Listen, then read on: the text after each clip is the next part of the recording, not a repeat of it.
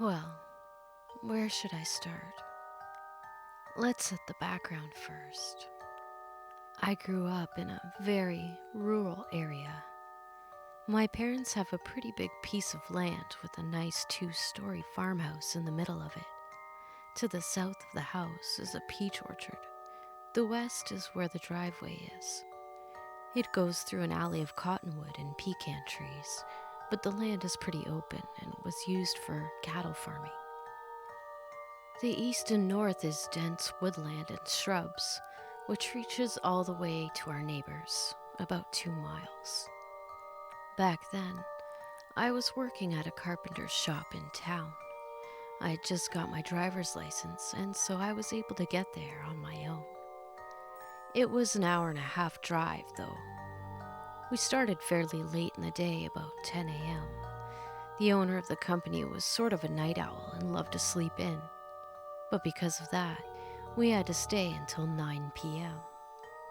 That was no problem in the summer, but turned out to be a bit of an annoyance in the winter, as it got pretty dark early, and I hated driving in the dark, because the lights on my car weren't the best anymore. I drove an '87 Chev pickup, which had obviously seen better days. I hadn't had much money back then, so this was all I could afford. So one day in late December, about 10 or 11 years back, I left work much later than usual. I had made a pretty stupid mistake on a nightstand I was building for a customer and needed to fix it, as the customer was going to pick it up the next day. When I finally finished it, it was about midnight. I cussed out my stupidity, closed the shop up tight, and went to my car. There are 2 routes I can take to get home. One is on a highway. The other one is through backcountry and dirt roads surrounded by thick brush and trees. I usually took the highway, as it was much faster and safer, especially in the dark. But this day, the highway was blocked by police because of an accident, so I took the long way home. As soon as I left the main road and made my way up the dirt trails, I got this feeling. You know, the one. As if something bad is about to happen. Almost like impending doom. The longer I drove on the road, the stronger the feeling got, until it felt like all my body and my soul was aching desperately to turn around, drive back all the way to the roadblock, and wait until it opened again. I tried to suppress it as best as I could, and tried to convince myself that I have driven this route many times, and I know that it is safe, albeit a bit rough on the truck. When I was driving through an especially rugged piece of brush, only about 10 miles away from my parents' farm, all of a sudden my left front tire popped. I did my best to keep the truck on the road and made it to a safe stop. I kept a spare tire in the toolbox and had changed tires quite a lot on my own, so I knew it would be just a minor inconvenience and I would be rolling again in a matter of minutes. That's where I was wrong. I climbed up on the truck's bed only to find my toolbox had been broken into, and all of my tools and my spare tire had been stolen.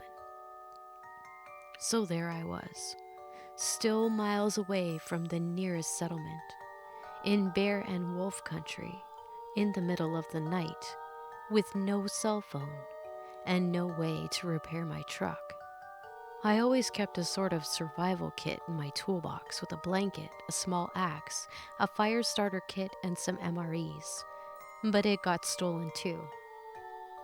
Thank God I still had my trusty puukko knife my sister gave me when she moved to Finland.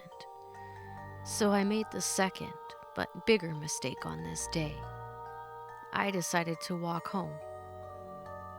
To this day, I still don't know why I made this decision. All I had to do was wait in my truck until sunrise, as I knew a neighbor was driving down this road every day at around 8 a.m. He could have taken me to town and called my parents to get a truck, but some stupid fart in my brain said, nah, fuck it, I'm walking home. So on I went. I locked the car, took my rucksack with the belongings with me, and started walking. I couldn't have walked far when I got this eerie feeling like something or somebody is watching me. I turned around, but nothing was there. I picked up my pace to make it out of there. All of a sudden, I heard some rustling in the bushes to my left. I called out if there's anybody there, but of course, I got no answer. The feeling of being watched got stronger and stronger, and the rustling got more frequent when suddenly the brush stopped and I came to a small clearing. That's when he spoke to me for the first time. "Hey there, boy." He had a pretty weird pronunciation. The first part was spoken softly, almost gently, but the boy was like an explosion to my ears. He made a tiny pause in between, then spewing out "boy." He was big, I guess about 6'6". He wore a long trench coat and a hat, gray, short hair and lifeless eyes, almost like a dead fish. But what really scared me was his dog. He had a huge black shepherd-like dog, but it looked very wild, almost like a wolf. I immediately froze of fear. I had always heard this term, but could never imagine it being like this. I couldn't move, I just couldn't. I tried, trust me, God, did I try. "What you doing there, boy?" he asked me. "Don't you want to talk to me, boy?" I still couldn't move a finger, but my mouth slowly started to work again. I told him about the truck and how I was trying to walk home, but I don't think he was able to understand a word I was saying, as I was stuttering and slurring the words because of fear. He made a few steps towards me, his dog fixating on me like prey. He came so close I could smell him. A very odd smell, a bit like old cigarettes, but there was something else I just couldn't point out. I still stood there, unable to move. He took a deep breath and closed his eyes, almost like he wanted to remember the smell of fear radiating from me. He started to grin. Not a genuine, honest grin, but the one where the eyes aren't involved. They stayed as lifeless as they were. "Be careful out here, boy. There are a lot of dangerous things out here, boy," said he, and vanished into the brush as sudden as he appeared. I started to thaw up and was able to move my body again. All of a sudden, my knees felt weak and wouldn't bear the weight of my body anymore. I collapsed to the ground and my whole body started to shake uncontrollably, and I started to sob with relief. As soon as I had regained control over my body again, I started to run. I ran like I never did before and never again. I ran all the way home, which was still quite a long way. I can't describe the feeling of relief coming over me when I saw the all-so-familiar porch lights coming up in the distance as I reached the edge of the woodlands on our property. "Hey there, boy." My heart skipped a beat. I screamed of sheer terror, and I knew this would be the end of my life if I froze again. So I didn't stop running. I ran and never even bothered to look back. Only when I reached the warm yellow circles of light cast by our porch lamps, I dared to look back. He stood there on the edge of the woods like he did on the clearing, his dog/wolf on a leash next to him. He grinned, this creepy grin again. I fumbled out my keys as my parents locked the back door at 8 p.m., unlocked the door and stumbled in. Only when I had locked the door I had started to feel remotely safe again. I went upstairs to my room and made sure that all the windows were locked on my way up. When I looked out of my window, he was gone. I told my dad about this when we got the truck the next day.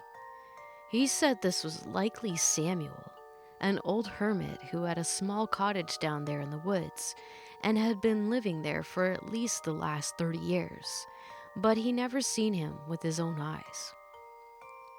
So in retrospect, I was never in grave danger, I presume, but nevertheless, creepy stranger of the woods, let's never meet again.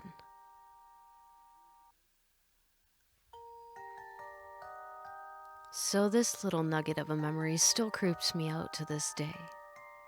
When I was a kid, my mom and I lived in a somewhat sucky neighborhood in Chicago. Despite the condition of the neighborhood, the apartment complex we lived in, however, was fantastic. Our top floor unit had a fireplace that saved our lives in the winter. For those that don't live in or haven't even visited Chicago, the Windy City is particularly icy in colder seasons. And a nice quality, considering the area, AC that iced out the front of the area of the unit in the summer. But the back area, where the bedrooms were, remained hotter than Satan's armpits. Because of the temperature on hot, or cold in this case, days, my mom and I would camp out in the living room to sleep on those nights. Anyway, despite the rough neighborhood, I remember having a good childhood in the short time we were there. Maybe because my mom always made sure to protect me from the parts of the neighborhood that were exceptionally rough. So on one winter night, our apartment was freezing cold. My mom told me to grab my pillows and blanket because we were going to have a sleepover in the living room.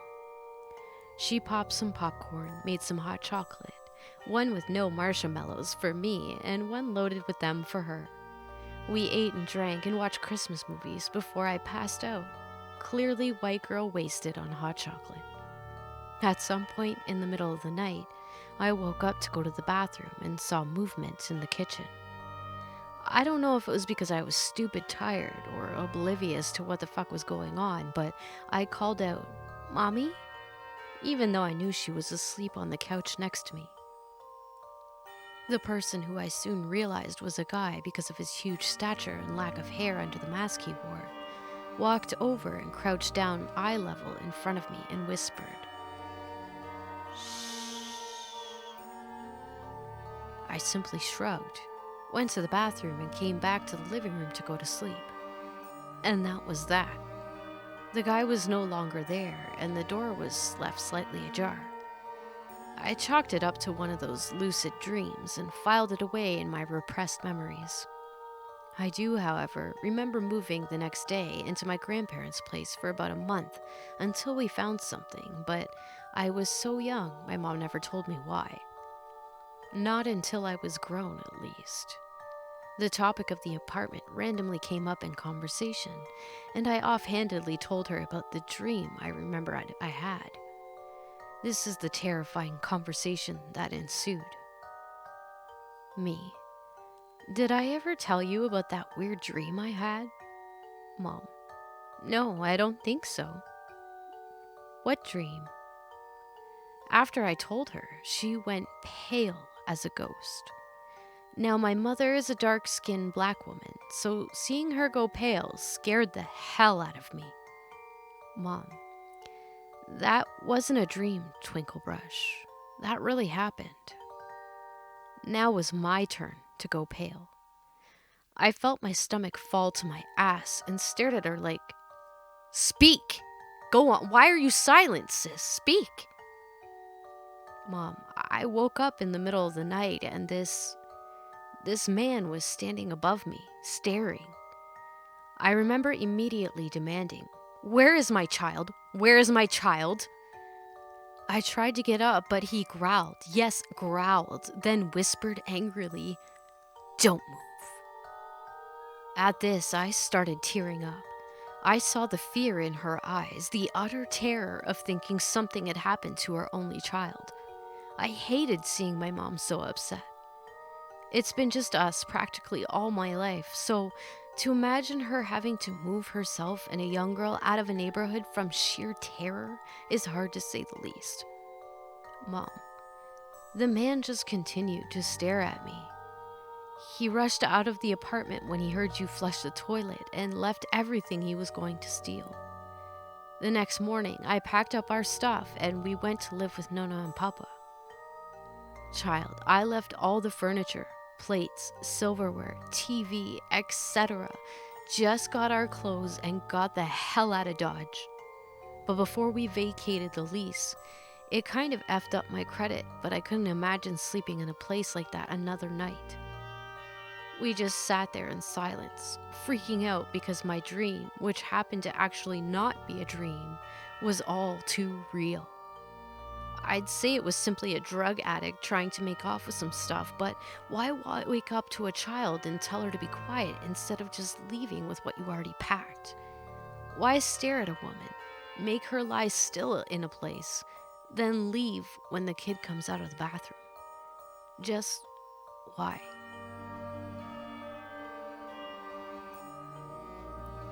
So this was about 5 months ago.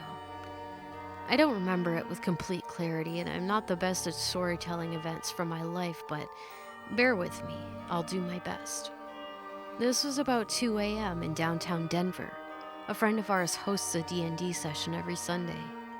Me and my partner normally stay the night, but we had plans the next Monday and had to go early. We say our goodbyes to everyone, grab our bags, and head out. It wasn't a long walk at all to the car, not even a block away.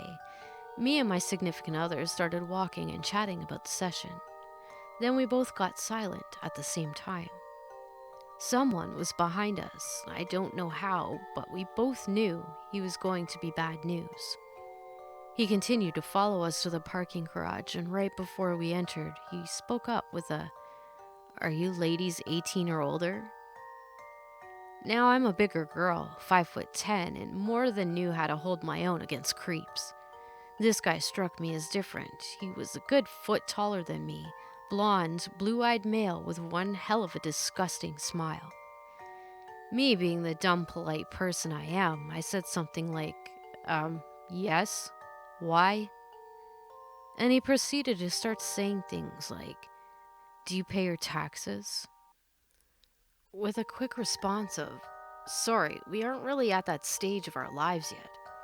He quickly responds with a long rant about how taxes are terrible and you should never pay them.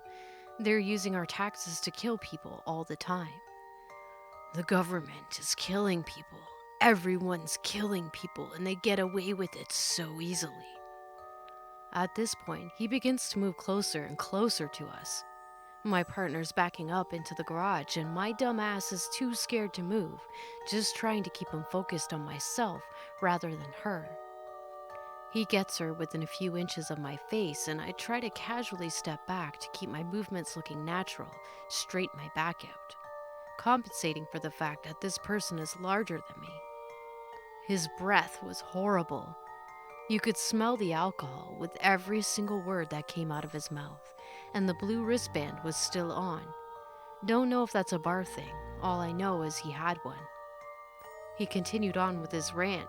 My significant other tries to argue back a bit. He starts to move away from me towards her. After a few glances between me and her, we catch on that we just need to do whatever this guy says. When she stops arguing, his rant goes from taxes to political figures and genocide. You know, I could kill anyone I want and get away with it. Anyone can. The government is watching, but they don't care. They'll never know. His words were not making sense at all. We are killing this planet, and it can all be solved if we had less of a population. Mind you, this guy was back in my face, staying as close as possible. If either of us went on our phone or our watches, he'd shift to them. Not to compliment him, but he was really perceptive for someone I assume was drunk out of their mind. The conversation continues for about 5 minutes, maybe 10. Felt like an hour, though. I feel disgusted with myself for it, but I'm agreeing with everything he's saying at point. He seemed to completely forget about my significant other.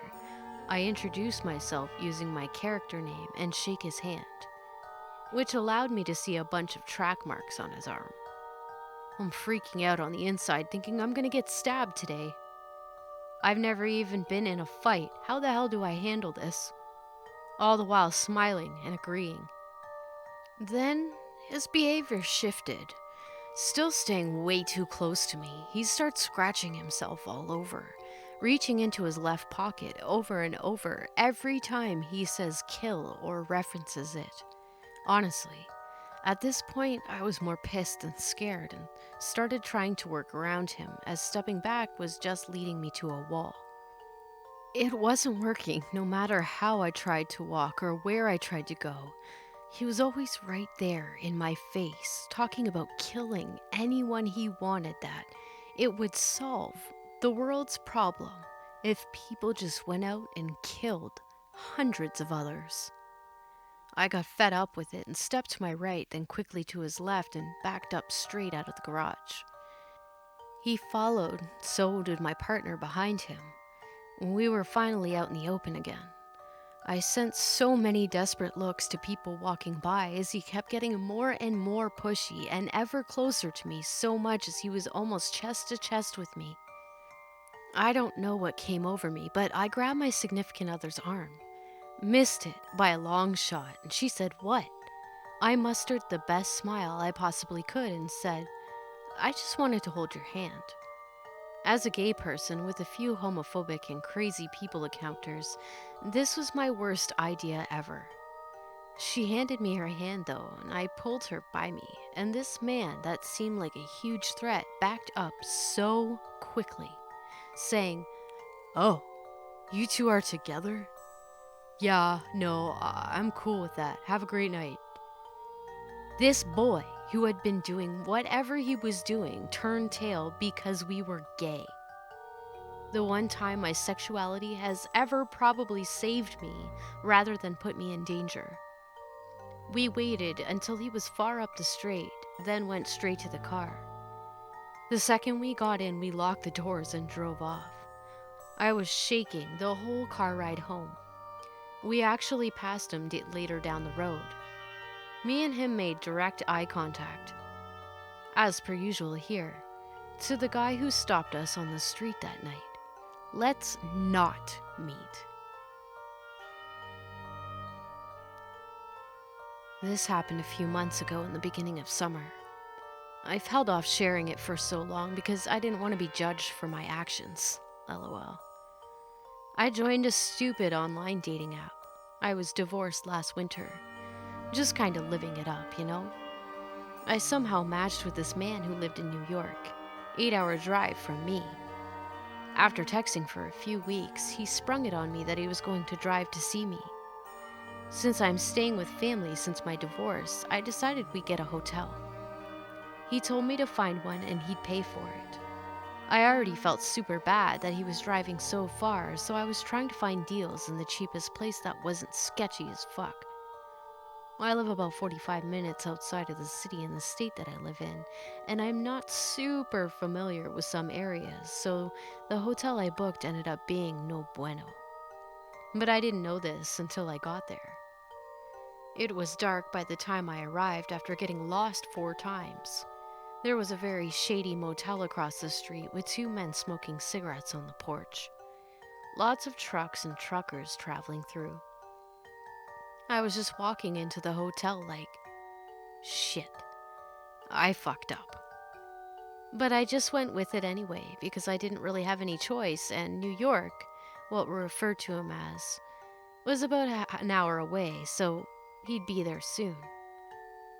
The hotel was run by Jamaicans. I think a family, but this comes into play later, which is why I mention it. The woman who checked me in was nice, but the place threw off weird vibes. The lighting, the smell of bleach, the carpet, I don't know. It was really bright, but also really dark, if that makes sense. I started shaking as I was trying to check in. The reservation was under New York's name, and at first she told me she couldn't find the reservation. His last name was Spanish, so I thought maybe I was pronouncing it wrong, even though I'm pretty good with Spanish. This made it awkward because now she knew I was meeting a stranger. "I thought maybe he gave you the wrong name," she had said. I nervously chuckled. She put me on the second floor and I was expecting an elevator, but as I turned, I saw that behind me was a huge carpeted staircase. This threw me off too. I don't know why. I get to my room and just pace around, waiting for this stranger from the internet to show up. It starts raining. I'm sitting by my window, sipping a glass of wine, and see a pickup truck pull in. I think maybe it's him. A man in a black hoodie gets out and locks his truck. About 50 beep beeps and runs inside. I start panicking, thinking it's him and he has no bags or luggage because he's just gonna come kidnap me or something. Then there's a loud knock at my door and I jump so hard and immediately stand up. I make my way over to the door and look through the peephole. It's New York. No black hoodie, carrying bags. So I crack the door and smile and he comes in and I share my terrifying thoughts with him and we chuckle. Sex happens. Later that night we fall asleep and he's spooning me, but also has his arms all the way around me with his head on top of my head. Super weird, I don't know. I was woken from a dead sleep just so sweaty because he was holding me so tightly. And I thought that's what had woken me up, but then I heard it. Someone was fucking with the door. Then I heard the handle start moving as whoever it was tried to open it, but it wouldn't open. Suddenly, New York just jumps out of bed so fast I wondered how long he had been awake listening to this to react so quickly. I pull the covers up to my chin as he's just standing in the dark in his undies looking at the door. He looks through the peephole and says he thinks it's one of the Jamaican men who work here. We had a chain on the door as well as all the locks, so he kept the chain on as he opened it a few inches. Before he could even ask what the dude wanted, this man just says, "Is the white girl in there?" And I remember getting chills all over my body. New York says no and slams the door, almost completely unbothered by this. The man says something about needing a credit card from me. New York yells back that the room is on his card, under his name, and he'll take care of it in the morning. I looked at the clock and it was like fucking 2 a.m. I turn over and just stare at the wall, hoping to fall back asleep. New York wraps his arms around me again and is immediately snoring in my ear. Good thing he was hot. The next morning, we decide to go get breakfast. It's super early and we're both feeling groggy. I'm hoping as we round the corner to the stairs that no one is at the front desk because they definitely heard the noises from our room this morning, and I was feeling really embarrassed. Thankfully, the front desk was empty. Then I saw him. An older black male, standing a few feet from the exit. I honestly don't know if he was Jamaican. I don't know if he was a part of the family who owned this place, or a guest, or just somebody else. I don't know. But his face was almost sunken in, and he had this weird, chilling look in his eyes. He was staring right at me. I knew without seeing him that this was the guy from last night. New York whispers for me to keep walking, so I break eye contact with the guy and lean into New York as we made our way to the exit. As we pass, the male is silent.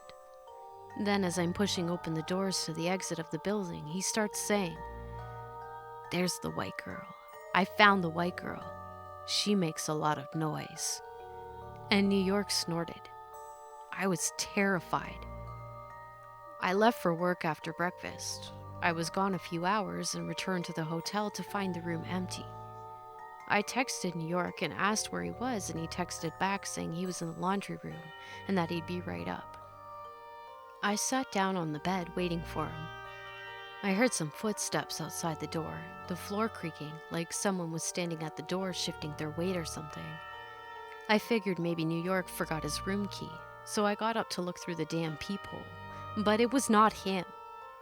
The creepy man was standing outside the door, just staring into the peephole. I jumped back and started crying and called New York and yelled for him to come to the room quickly because the man was outside the door. He was gone by the time New York ran up. He went down to the front desk and spoke to the woman about this man, but she just kept saying she had no idea who he was talking about and that she will keep an eye out for him. That night, I couldn't sleep. I just felt like I could feel him lingering around outside the door, but I was too scared to go look. New York was sleeping. I rolled over and decided to be the big spoon and wrapped my arms around him. He was still basically a stranger, but was the most comforting thing I had. We checked out the next morning.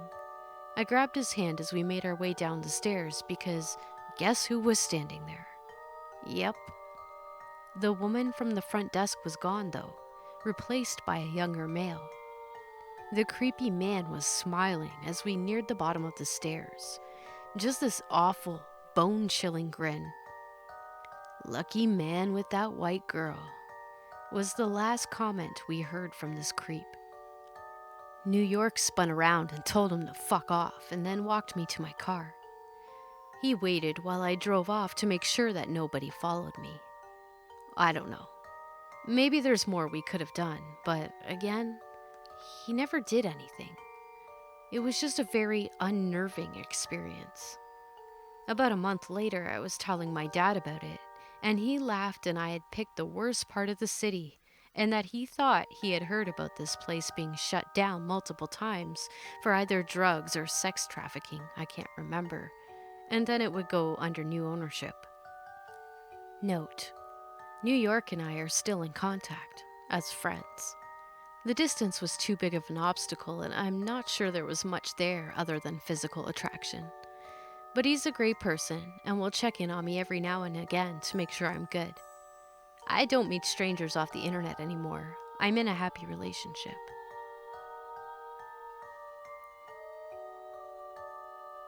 This just happened an hour ago. I'm a 21-year-old female in a small college town. It's in the country and usually very safe. I've never felt uneasy before this. Here is my story. Sorry, it's probably sort of long and all jumbled because I'm so worked up.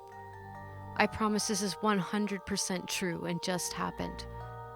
My roommates told me to post this.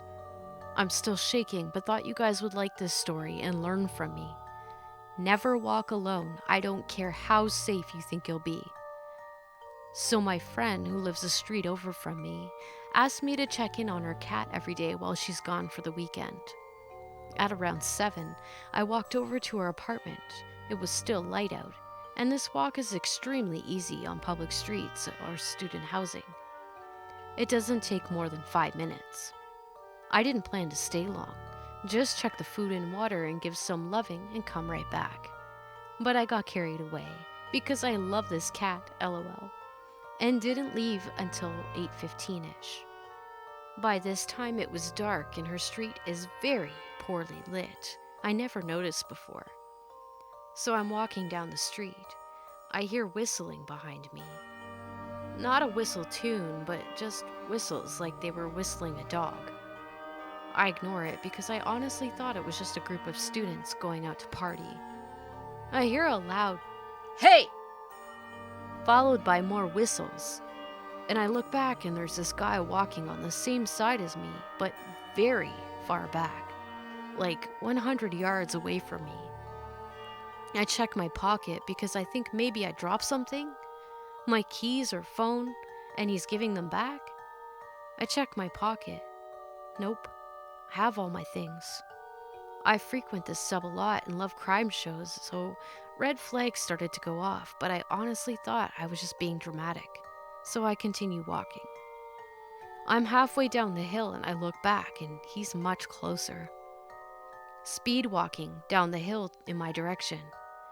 Okay, yep, now I'm panicking. I call my friend on FaceTime and start speed walking, telling her what's happening. I round the corner to go towards my house, look back, and this guy's walking so fast, almost starts sprinting, and we are now about 30 yards away. I cannot explain how far away he started and how close he suddenly was to me. I was terrified. I started sprinting. He had to have sprinted down that hill after me. At this point, I don't know what to do. He is so close. It's dark. No one is on the street. I can't outrun him to my house. I turn to face him, still about 30 yards away, and see it's a tall black man. This next part gives me chills. I scream at him, "What do you want from me?" And he doesn't answer. Completely ignores my screaming and just keeps power walking right towards me. I was crying at this point and desperate. I start knocking on random person's door, praying to God someone would answer. This part is hard to explain, but bear with me. I tried to add a diagram. I'm knocking on this kid's door, and in between us is a car.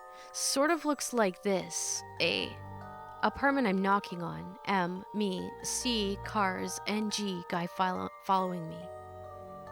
Basically, the creepy guy has suddenly started walking very slowly behind me and the cars that separates us as I'm knocking on the random door. Creepy guy is standing right behind the car I'm in front of. By the grace of God, a kid opens his door and I quickly ask if I can come in, explaining that a man is following me and I'm terrified. As the kid is letting me in, creepy guy sprints in the other direction. I completely lost it. I was crying and shaking on this kid's couch. I broke my flip-flop and cut open my toe while sprinting away from this guy. My friend came to pick me up. I called the police and filed a report. I wish I did earlier while it was happening, but I was just so scared I didn't think of it. It honestly was the scariest thing to ever happen to me, and I'm currently in bed watching The Office trying to forget about it. I can't stop shaking. Who knows what he wanted and what his plan was?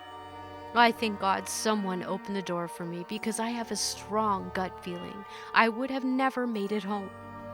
Girls, please never walk alone. Ever. It is not worth it. I used to all the time, but I will never again after this. So to the man who attempted to follow me home, I don't know what your intentions were, but I pray to God no one ever meets you.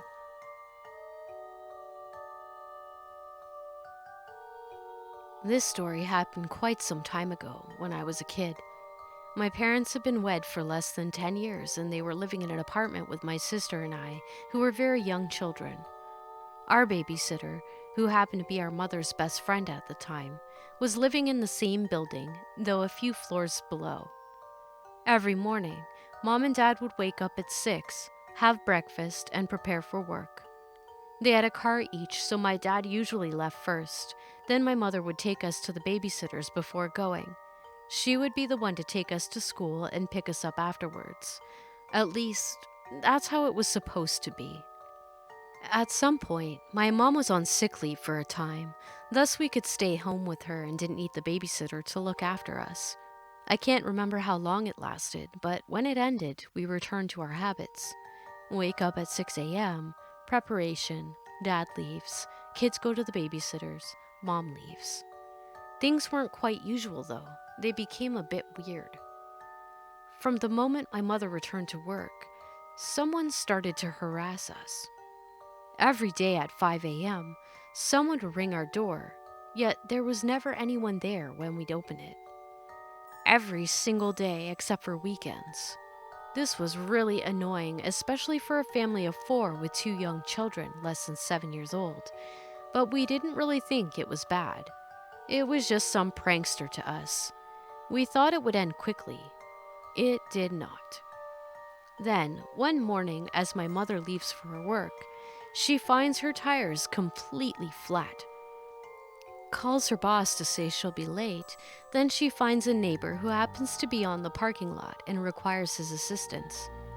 The guy takes a look at the tires and he turns to her with a concerned look. They're not used and the cuts are clean. They must have been slashed with a blade. Well, if the bell ringing every morning didn't scare us that much, this one did. My mother managed to get to work thanks to the neighbor who drove her. Then she called my father to tell him, and they decided that this could not go on. Next morning, my dad wakes up at 4 and parks his car on the parking lot. They only had a space for one car in the garage, so his was inside most of the time while my mother stayed outside. Then he waits. Around 5, another car comes in and parks. a woman comes out with 2 little boys, and my dad recognizes her instantly. She's the mother of the 2 other kids our babysitter's looking after. She's not living in the building, though she starts work quite early. She goes in and returns to the parking lot a few minutes later.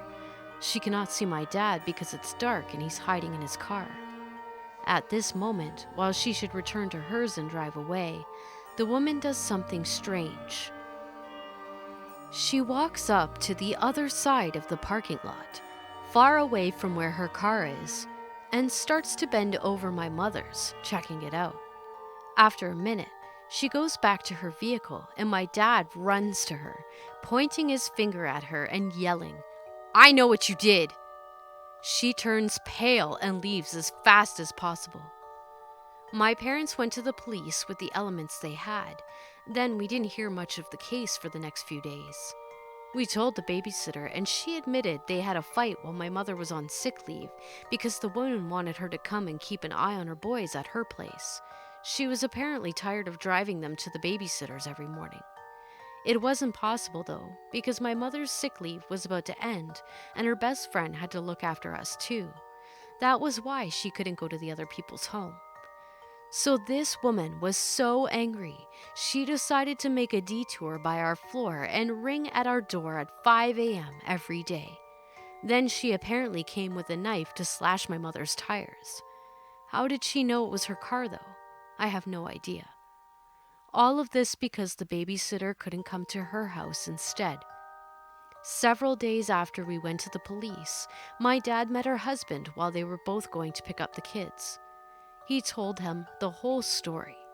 The man was so unimpressed, as it turns out it wasn't the first time she had been behaving this way.